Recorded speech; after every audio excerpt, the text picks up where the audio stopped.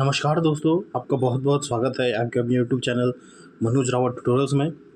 तो आज हम देखेंगे आपके गणित पेडागोजी पेपर 1 के 17 जनवरी 2023 का ये पेपर रहेगा। इसमें हम डिस्कस करेंगे आपके 15 महत्वपूर्ण प्रश्न। तो अगर आपको सेशन पसंद आता है तो आपसे रिक्वेस्ट है कि चैनल को सब्सक्राइब ज़रूर करें। तो चलिए शुरू करते हैं आज का सेशन। सबसे पहला प्रश्न आपका, कक्षा 5 का एक छात्र हरमन एक वर्ग के गुण समझा पाता है किंतु वर्गों, आयतों एवं समांतर चतुर्भुज के बीच संबंधों की व्याख्या नहीं कर पाता है। ठीक है, यहाँ पे बोल रहा है जो आपका हरमन है वह क्या है, अपने वर्ग जो होता है, वर्ग जो आपका स्क्वायर होता है उसके क्या है गुण बता सकता है, लेकिन वर्ग, आयत और समांतर चतुर्भुज जो होता है यानी आपका जो क्वाड्रिलेटर होता है उसमें क्या है आपका संबंध नहीं बता पा रहा है। तो वैन हीले के ज्यामितीय चिंतन के सिद्धांत के अनुसार हरमन चिंतन के किस स्तर पर है, ये आपसे पूछा गया है। तो वैन हीले के ज्यामितीय सिद्धांत के अनुसार हरमन जो है वह क्या है वर्ग को गुण समझ पा रहा है, लेकिन क्या है वर्गीकरण नहीं कर पा रहा है, यानी अंतर नहीं बता पा रहा है कि वर्ग क्या है, आयत क्या है और समांतर चतुर्भुज में अंतर नहीं कर पा रहा है। तो किस स्तर पे है ये आपसे पूछा गया है, दृश्यकरण के, सापेक्षीकरण पे, निगमन पे या फिर विश्लेषण पे। तो ये कौन सी आपकी अवस्था हो जाएगी, स्टेज हो जाएगी, ये हो जाएगी आपकी दृश्यकरण की अवस्था, यानी जो उसमें क्या है जो वह देख करके उनके गुण को समझ सकता है। ठीक है, ठीक है, और उनके बीच संबंध अभी क्या है वो संबंध नहीं बना पा रहा है। ठीक है, तो ये कौन सी अवस्था होती है जहाँ पे वो संबंध नहीं केवल गुण समझ पाता है, जो आपके ज्यामितीय चित्र होते हैं, तो ये होता है आपका दृश्यकरण, इसका सही उत्तर हो जाएगा। चलिए अगला प्रश्न देखते हैं हम।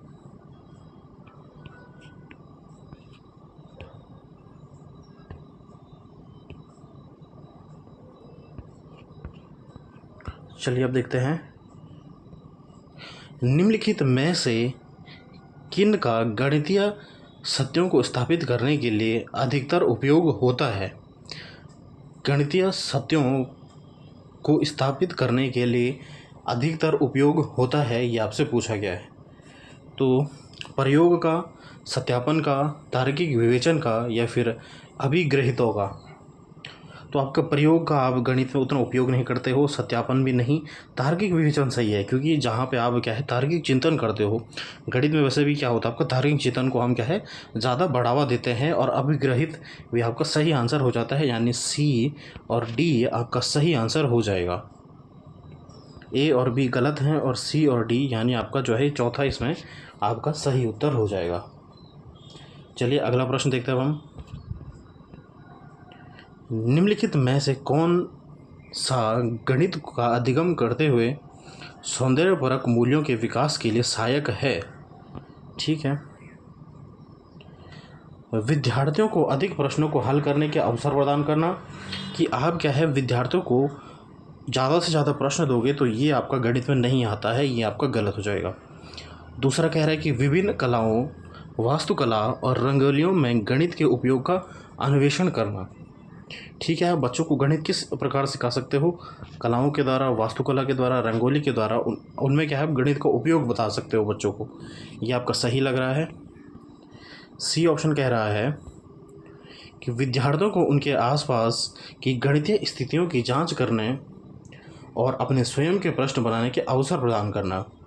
बिल्कुल सही है, ये कह रहा है कि बच्चे जो है वो अपने आस पड़ोस में रह करके जो अपनी गणित जो अपनी स्थिति है उसको सुधार सकते हैं, और क्या है स्वयं ही प्रश्न जो है बनाने का अवसर उनको प्रदान करना है। बिल्कुल सही, तो यहाँ पे दूसरा और तीसरा आपका सही आंसर हो जाएगा, ए आपका गलत है, तो यानी आपका सी ऑप्शन आपका सही आंसर हो जाएगा।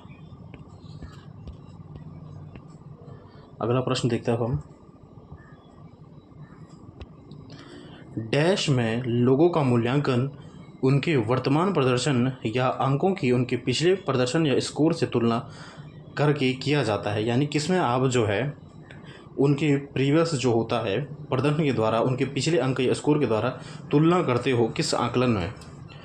बेंचमार्क आकलन, इम्प्लिसिटिव आकलन, मानदंड संदर्भित आकलन, सामान्य संदर्भित आकलन। तो ये आपका बिल्कुल नया प्रश्न पूछा गया आपके गणित पेडागोजी में। तो ये हो जाएगा आपका इम्प्लिसिटिव आकलन, इसका सही आंसर हो जाएगा।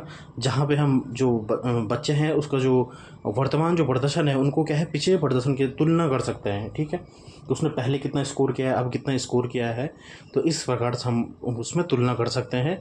तो इसका जो है आपका दूसरा ऑप्शन आपका सही आंसर हो जाएगा। निम्नलिखित में से कौन सा प्राथमिक स्तर के गणित में आकृतियों का परिचय कराने का मुख्य उद्देश्य हो सकता है? कि आप बच्चे को जो है आकृतियाँ क्यों पढ़ाते हो, ये आपसे पूछा गया है। दृश्यकरण कौशल का विकास करना, बिल्कुल सही, जो आपके वैन हिले भी कहते हैं। जो आपके दृश्यकरण यानी बच्चा जो है अगर किसी चीज़ को देखता है तो उसकी क्या है गुण, उसके अगर किसी ज्यामितीय आकृति को देखता है तो क्या है उसका दिमाग में वो चीज़ छप जाती है, तो उसे हम दृश्यकरण कौशल कहते हैं, बिल्कुल सही है। द्विकथन द्विक स्थान संबंधी विवेचन कौशल का विकास करना, द्विक स्थान संबंधी विवेचन कौशल का जो है विकास करना। आकृतियों के नाम याद करना, याद करना मैंने बोला जहाँ पे भी याद करना चाहिए गलत हो जाएगा। याद करना यानी क्या है, हम क्या है बच्चे को रटा रहे हैं, तो ये तो आपका गलत हो जाएगा। दूसरा कह रहा है कि द्विस्थान संबंधी विवेचन कौशल का इस्तेमाल करना। विवेचन कौशल जो होता है ये भी आपका सही होता है। विवेचन यानी चिंतन को ही हम विवेचन कौशल बोलते हैं, तो ये भी आपका सही आंसर हो जाएगा। यानी ए और बी आपका सही है और सी आपका क्या हो जाएगा, गलत हो जाएगा। अब आपके इस तरह के प्रश्न ज़्यादा पूछ रहा है आपका सीटेट में, तो जहाँ पे कि क्या होता है आपका ए बी से आपको ABCD आपको ई तक आपको ऑप्शन देगा और आपको पूछेगा कौन सा सही है और कौन सा गलत पूछा गया आपको, ठीक है। तो ये आपको ध्यान में रखना है। चलिए अगला प्रश्न देखते हैं हम। फिर से उसी प्रकार का आपका प्रश्न आ गया है कि प्राथमिक विद्यालय गणित शिक्षण एवं अधिगम हेतु निम्नलिखित में से कौन सी वस्तु का संसाधन कक्ष में होना आवश्यक है, ये आपसे पूछा गया है। प्राथमिक विद्यालय गणित शिक्षण में आपको कौन सी वस्तुओं का आवश्यक होना ज़रूरी है अपनी क्लास में, ये आपसे पूछा गया। आपको गणित की कक्षा में क्या क्या आपके होने चाहिए, ये आपसे पूछा गया है। चार्ट पुस्तकें और गुणन सारणी, बिल्कुल सही। जो आपकी टेबल की बुक होती है ये भी आपकी होनी चाहिए, ये आपका सही है। चार्ट पुस्तकें और गुणन सारणी आपकी होनी चाहिए, बिल्कुल सही। स्टेशनरी वस्तुएं जैसे पेन, पेंसिल, रूलर और इत्यादि, ये आपका इम्पोर्टेंट नहीं होगा, क्योंकि पेन पेंसिल तो आप जो है रूलर ये तो आप और सब्जेक्ट में भी यूज़ करते हो, तो ये आपका गलत हो जाएगा। तीसरा कह रहा है आपका कि मूर्त शिक्षण अधिगम सामग्री जैसे गणितमाला, 10 ग्राम हो गया आपका, त्रिवितीय आकृति हो गया आपकी, जियो बोर्ड हो गया आपका, ब्लॉक हो गया आपका, टाइल्स हो गया इत्यादि, बिल्कुल सही, ये आपका सही है। जो आपको जो है क्या मूर्त शिक्षण अधिगम के लिए यानी बच्चों को हम मूर्त चिंतन कराएंगे, ऐसी चीज़ें जो इससे वो छू करके क्या है सीख सकते हैं, वो हो गया आपके जैसे 10 ग्राम हो गया आपका, ठीक है, जियो बोर्ड हो गया आपका, ब्लॉक हो गए, टाइल्स हो गए, जिनके द्वारा बच्चों को क्या है सिखा सकते हो, तो ये भी आपकी गणित की कक्षा में होने चाहिए, तो सी भी आपका सही हो जाएगा। चौथा कह रहा है आपका कि सूचीपत्र, शिक्षक पत्रिका तथा शिक्षक शिक्षिकाओं के पढ़ने हेतु अन्य सामग्री, नहीं, ये गलत हो जाएगा। कि जो गणित की कक्षा होगी वहाँ पे क्या है कि शिक्षक के पढ़ने के लिए जो है वहाँ सामग्री नहीं होगी, वहाँ केवल और केवल बच्चों के लिए हम क्या है कक्षा में क्या सामग्री लाएंगे वो इम्पोर्टेंट है। तो इस प्रश्न का जो है यहाँ पे ए आपका सही आंसर है और सी आपका सही आंसर है, ठीक है। ए और सी आपका सही उत्तर हो जाएगा, यानी आपका ये आपका सही उत्तर हो जाएगा। चलिए अगला प्रश्न देखते हैं हम। कक्षा 5 का एक विद्यार्थी विभिन्न ज्यामितीय आकृतियों को उनके गुणों और विशेषताओं के अनुसार पहचान सकता है और समूहीकरण कर सकता है। निम्नलिखित में से कौन सा संज्ञानात्मक कौशल सर्वाधिक उपयुक्त रूप से बच्चे के उपयुक्त कार्य को पूरा करने में सहायक करता है, आपसे पूछा गया है। यानी बच्चा जो है वह क्या है ज्यामितीय आकृतियों को उनके गुणों और विशेषताओं के अनुसार पहचान सकता है, ठीक है, और उनको क्या है उनको समूहीकरण भी कर सकता है, यानी उनको लगा भी सकता है कि ये आपका वर्ग है, ये आपका स्क्वायर है, ये आपका वृत्त है, ठीक है, इस तरीके से। तो ये आपसे पूछा गया आगमन होगा ये, अपघटन होगा ये, उत्क्रमणीयता होगा ये, या फिर वर्गीकरण होगा ये। तो ये हो जाएगा आपका आगमन, क्योंकि आपका गणित में भी आपका आगमन विधि होता है, ठीक है। तो यह हो जाएगा आपका आगमन हो जाएगा आपका।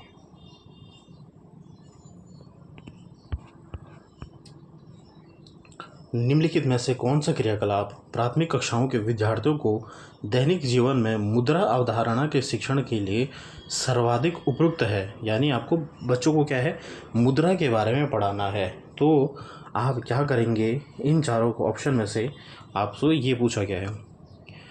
भूमि निर्वहन आयोजित करना, यानी आप जो है रोल प्ले करके बच्चों को सिखाएंगे भूमि निर्वहन, जहाँ पे भी आएगा ये आपका सही होता है। समीप के बाज़ार में ले जाना, यानी बच्चों को आप बाज़ार में ले जाएंगे और कैसे जो है आपका पैसों का, मुद्रा का आदान प्रदान होता है वो सिखाएंगे, बिल्कुल सही।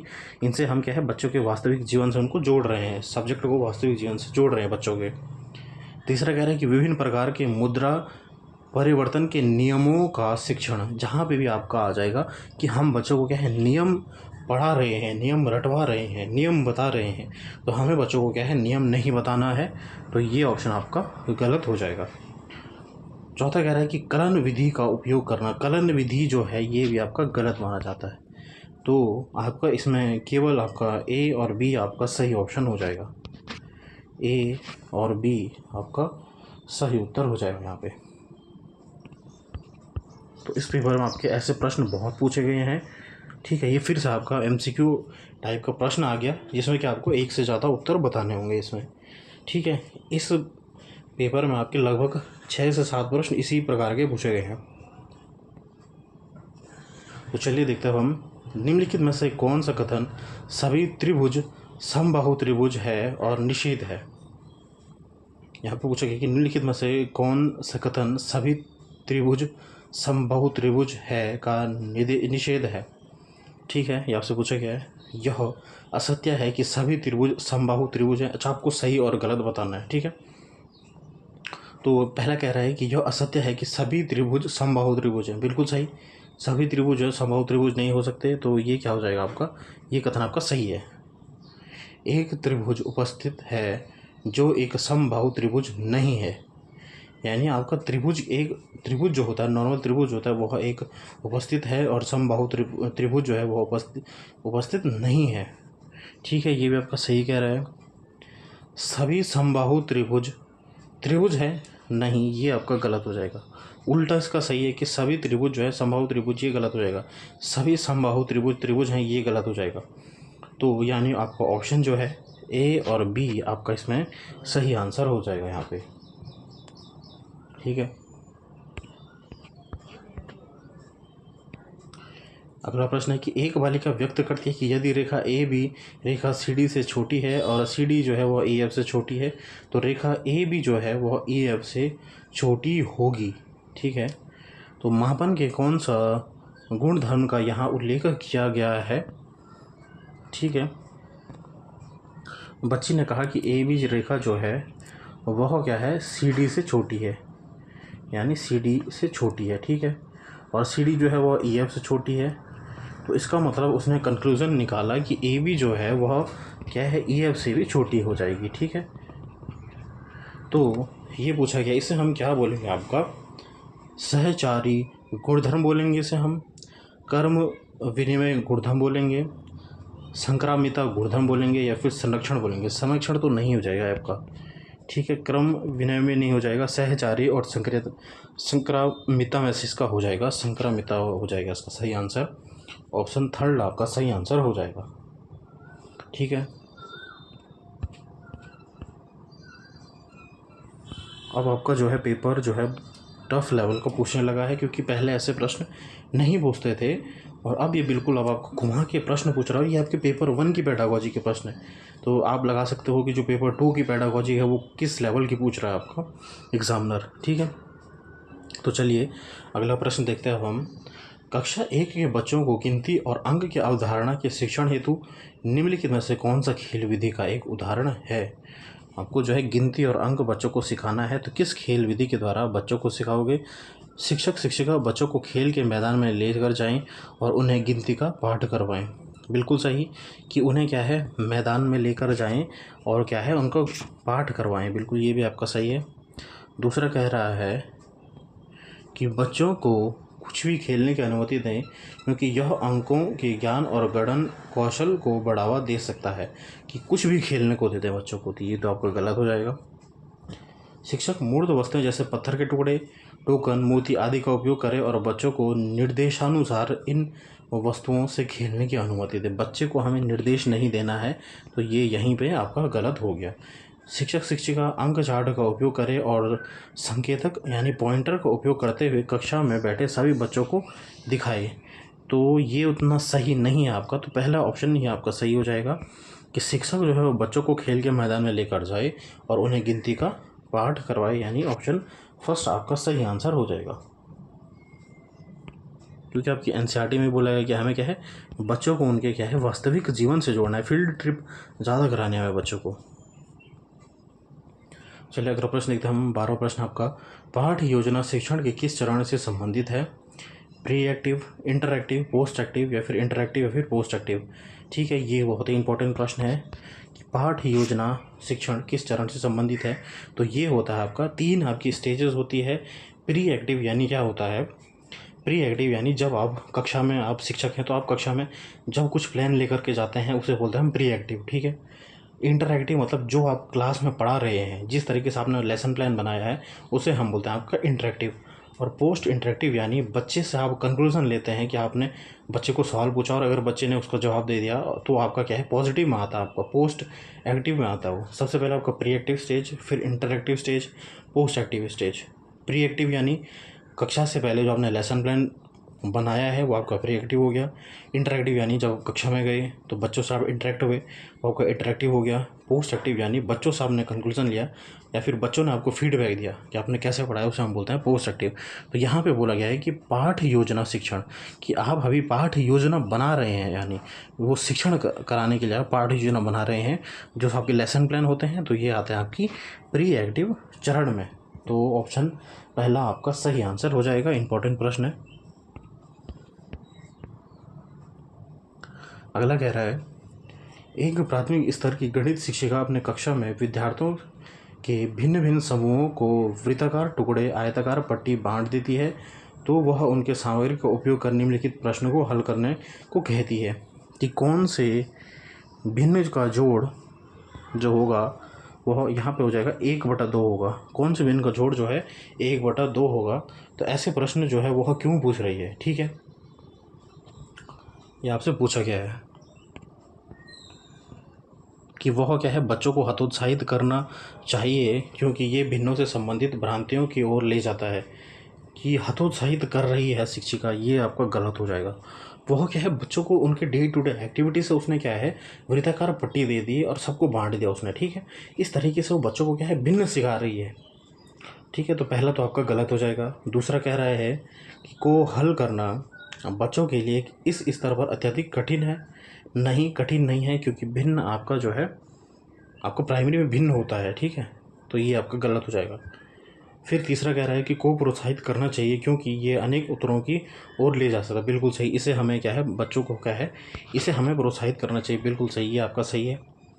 हतोत्साहित करना चाहिए, नहीं, अनेक उत्तरों में गणित का कोई स्थान नहीं, ये गलत हो जाएगा। तो आपको ऑप्शन थर्ड हो जाएगा कि इस जो विधि है इसे हमें अपनी कक्षा में प्रोत्साहित करना चाहिए, और क्योंकि ये अनेक उत्तरों की ओर ले जाता है आपका गणित में। तो ऑप्शन तीसरा आपका सही आंसर हो जाएगा। फिर आपका किसी क्रियाकलाप को करने के लिए गणित की कक्षा में बच्चों को कुछ लकड़ी के टुकड़े दिए। बच्चों ने निम्नलिखित कथन प्रस्तावित किए। मेरी गणित की पुस्तक का भार 2 टुकड़ों से अधिक किंतु 3 टुकड़ों से कम है। मेरे पेंसिल बॉक्स का भार लकड़ी के 2 टुकड़ों से कुछ कम है। ठीक है, तो उपरोक्त क्रियाकलाप का उद्देश्य क्या है, ये आपसे पूछा गया है। देख रहे हैं हम किस प्रकार के आपके प्रश्न पूछे जा रहे हैं आपका पेपर में, और ये आपका पेपर 1 का प्रश्न है ऑनलाइन शिफ्ट का।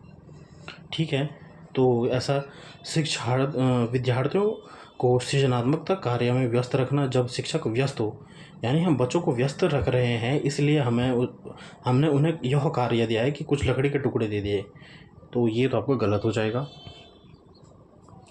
भारों के योग की अवधारणा को सुदृढ़ करना, यानी जो आपके लकड़ी के टुकड़े दिए उनका योग सिखाने का, नहीं, ये तो गलत हो जाएगा। भार मापन के लिए इकाई के परिवर्तन की अवधारणा का परिचय करवाना, नहीं। भार मापने की अवधारणा का परिचय देने के लिए आधार बनाना, बिल्कुल सही, कि जो आप भार मापना, बच्चों को भार के बारे में सिखा रहे हो कि इसका कितना वजन होगा, इसका कितना वजन होगा, तो उसकी अवधारणा का परिचय देने के लिए आप उनका क्या है बेस तैयार कर रहे हो। तो ऑप्शन 4 आपका इसमें सही आंसर हो जाएगा। यहाँ पे लास्ट प्रश्न आपका, निम्नलिखित में से आकलन की कौन सी तकनीक गणित में रचनात्मकता आकलन का हिस्सा नहीं है। यानी आपको जहाँ पे भी नहीं पूछा जाएगा आपको गलत ढूंढना है कि गणित में रचनात्मकता आकलन का हिस्सा नहीं है। पोर्टफोलियो आपका सही होता है, रूब्रिक्स आपका सही होता है, अवलोकन करना आपका सही होता है, सत्रांत परीक्षा, ये परीक्षा हो जाएगा यहाँ पे। सत्रांत परीक्षा यानी जो आपके एंड में आप परीक्षा ले रहे हो, क्या वो आपको रचनात्मकता आकलन में आएगा? नहीं, बिल्कुल नहीं, क्योंकि आपका वो क्या हो जाएगा, इसमें क्या है, बच्चे क्या है केवल अब मार्क्स के लिए, कि बच्चे का एंड एग्ज़ाम क्यों होता है कि ताकि बच्चे का केवल मार्क्स के लिए होता है, ठीक है। तो ये रचनात्मकता आकलन में नहीं आएगा। तो यहाँ पे ऑप्शन जो हो जाएगा 4 आपका इसमें सही आंसर हो जाएगा, क्योंकि हमें क्या है गलत पूछा गया था।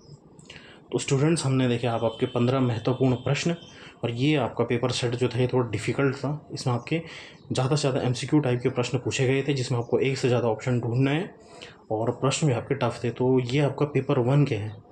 तो आप ऐसा मत सोचिए कि आपकी पेडागोजी जो है वो बहुत आसान आती है। अब आपकी पेडागोजी पहले की तरह नहीं रही है, पेडागोजी भी बहुत टफ आती है, तो आपको ध्यान में देना है ये भी। तो आपको अगर सेशन पसंद आया है तो लाइक करें, कमेंट करें, शेयर करें और सब्सक्राइब ज़रूर करें मेरे चैनल को। धन्यवाद।